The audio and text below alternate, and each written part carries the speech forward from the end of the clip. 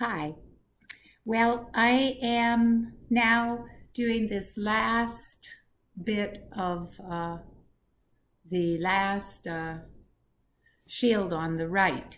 And so I'm forming this side, which means I have to go and do all of this while I am weaving that side.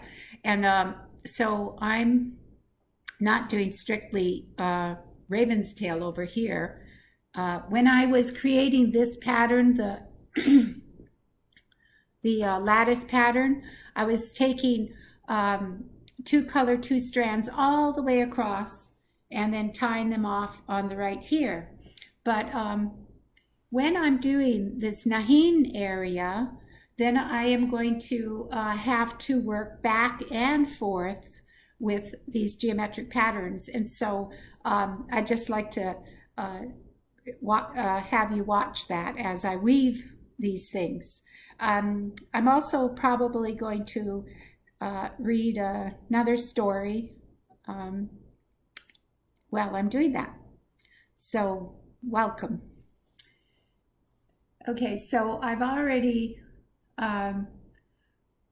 wove all the way to the center, came back, connected with these two strands, and then I had a join here. It's an interlock join, and I'll be incorporating the braids also. And then I weave here, and I turn two in from where I had last turned, and so I'll continue doing that.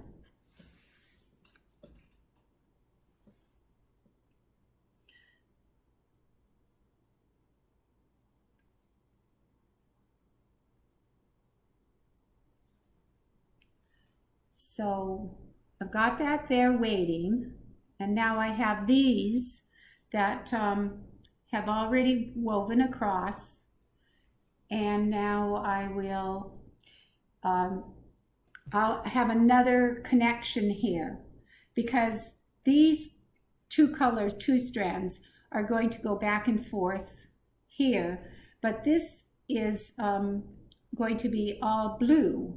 So I'm going to connect the blue with this two strand. And when I make those naaxiin connections, my next stitch when I turn around is going to be black. So I'm going to push the blue down.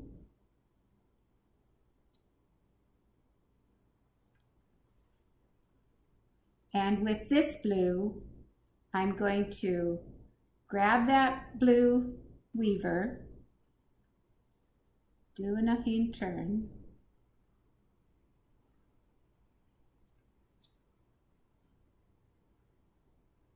I grab two, and now I'm going to grab and enclose one. Then I'm going to enclose this blue side cords. Now this blue that I had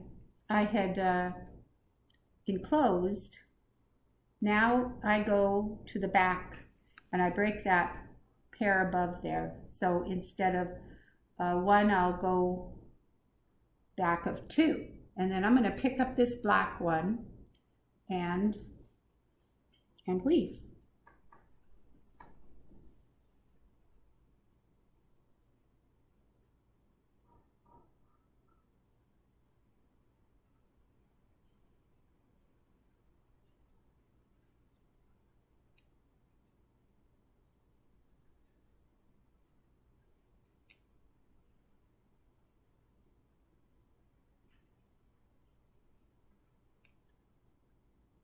And when I get to here, I know that I have the white, the copper, and the black on the black side. So I'm going to grab those last two warps, and then I've got to look at this pattern, and I see that my next will be 6. So I'm going to enclose this, and I'm going to start pushing the black back.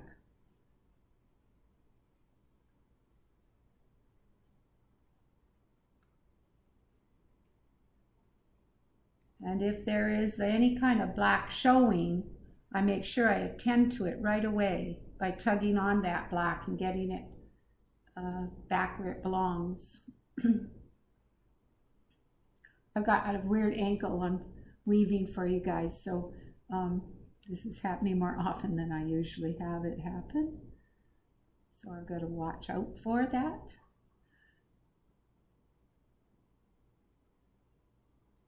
Okay. And now I have to think of this pattern. So I see that when I last came this way, I went over 4. So I'm going to go and enclose 2 and 2 black. Now when I went this way last with the blue, I did 2 and 2. So with this one, I'm going to enclose 4 in that stitch, that line. Every once in a while, these slip knots give me little double knots, and I have to undo them.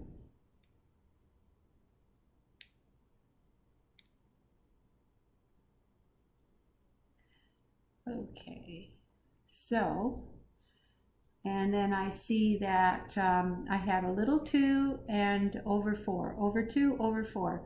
So, and that we're going, that pattern is going to the left. So I'm going to go over 4 black,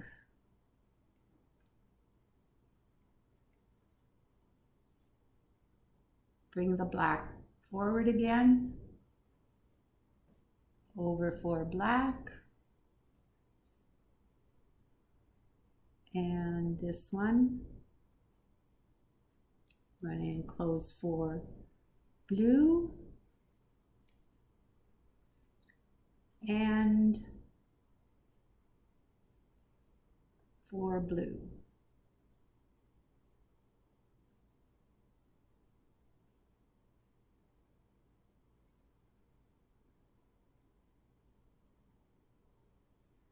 And then the final, I last did over 2 black, over 2 black. So with this one, I'm going to go over 4 black. Now I'm going to pick up these weavers that are going back and forth, and I'm going to enclose the final one.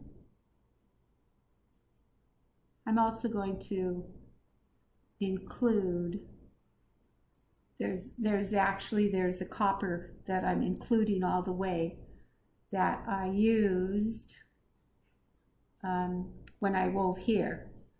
And I might use it further down, so I just keep on including it as I weave. It won't show, but it'll be there when I need it.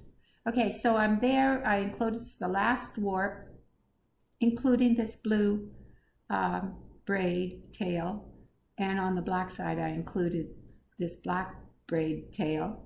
Okay, then I do a naaxiin half turn. So this one goes over and it drops.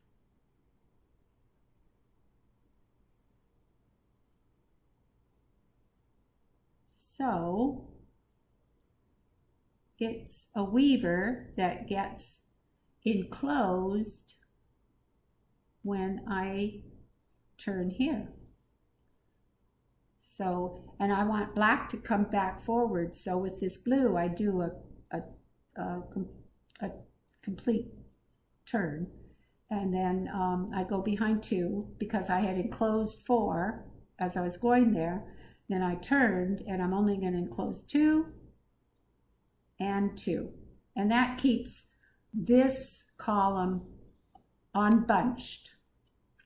Okay, so the next thing on this pattern is I enclose 2 blue and 4 blue. And the reason why I do that, because I know this pattern and I know that this point is going towards the left.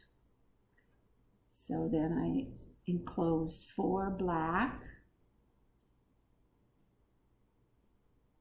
and 4 black.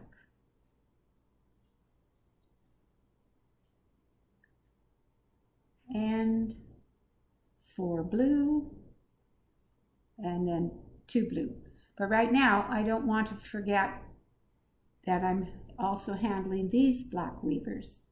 So then I pick up the black weaver, wherever it is, and there's so many blacks here that I really have to give a tug. Okay, that's the braid tail. So this is the weaver.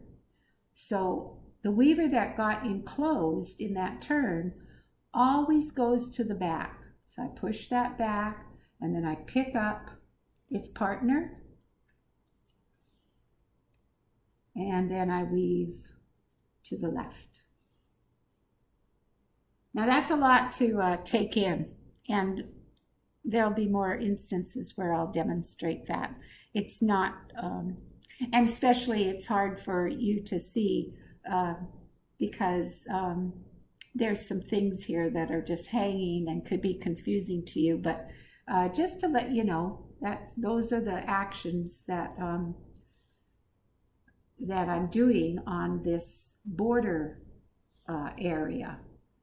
Okay, so then I weave over here.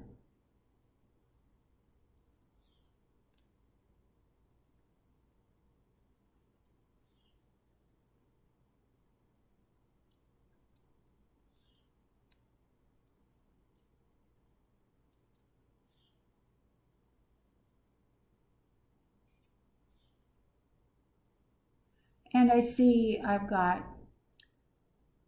2, and I created 2 there, and I know I've got 2 more, so I know I'm going to turn right here.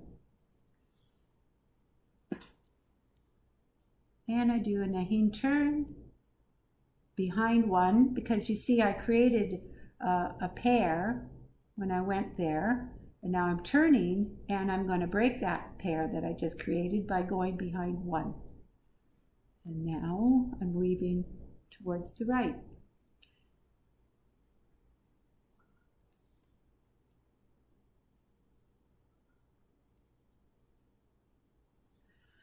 So that is all those connections that have to get done on this side, and I had to do it on the other side too. So I'm going to, let's see, I completed this side. So I think that what I'll do is I have a short film about me weaving back and forth in these areas, and just to let you see that Z weaving even more, I'll post that while I'm telling a story, so that you see the right to left weaving of the Z twine, especially for people who have been S twining and want to practice or want to see that demonstrated some more.